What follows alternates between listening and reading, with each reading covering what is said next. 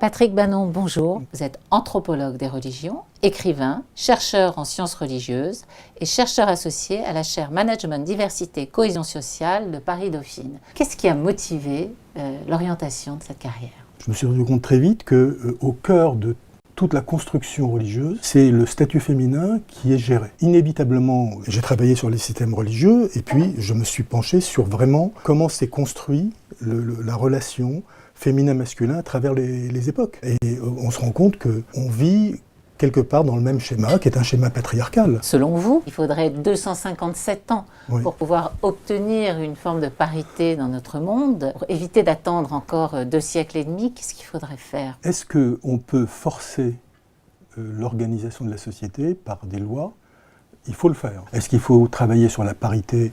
Évidemment. Les résultats des entreprises dirigées par les femmes sont très bons ou meilleurs, etc. Mais c'est meilleur parce que c'est tellement difficile pour ces femmes d'avoir accès à ces postes que quand elles sont à ces postes, elles sont les meilleures. Ouais. Elles sont déjà les meilleures. Il ne faut pas oublier que le statut féminin, c'est vraiment un fossile culturel. C'est-à-dire que depuis 20 000 ans, nous sommes sur ce modèle.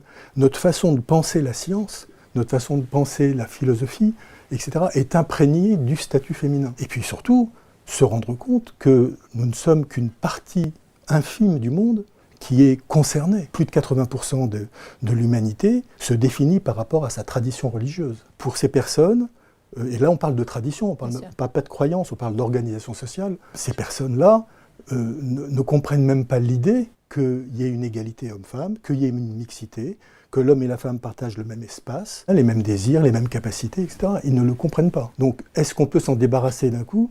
Je ne crois pas. Je crois que l'éducation, imposer la mixité, c'est-à-dire entrer dans une logique où la présence féminin-masculin est équilibrée partout et tout le temps, et dans tous les métiers, et dans tous les espaces. Ce rééquilibrage féminin-masculin n'est pas du tout impossible, mais ce sujet crée une résistance. Oui.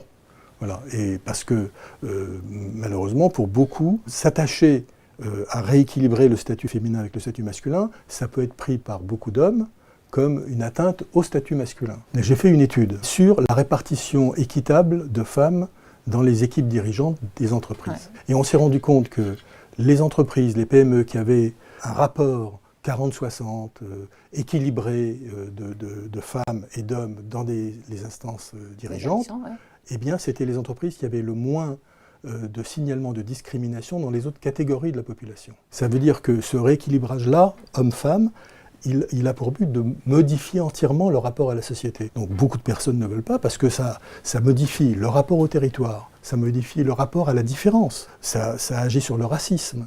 Ça agit, ça agit sur l'homophobie. C'est pour ça que je mets toujours la mixité en premier, parce que quand on dit égalité, évidemment égalité.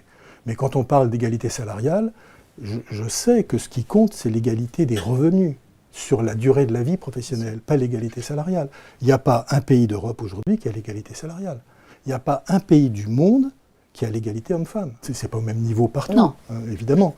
Mais en tout cas, il n'y a pas cette réalité-là. Elle n'est pas là encore. Les gens, peut-être, vont finir par comprendre que c'est un choix de société. Mais que cette société-là, elle mérite d'être faite. Pour conclure, Patrick, il y a des hommes qui nous écoutent. Quels conseils vous pourriez leur donner pour les encourager à faire confiance aux femmes? D'abord, moi, je dirais qu'ils n'ont pas le choix, que la moitié de l'humanité, c'est les femmes.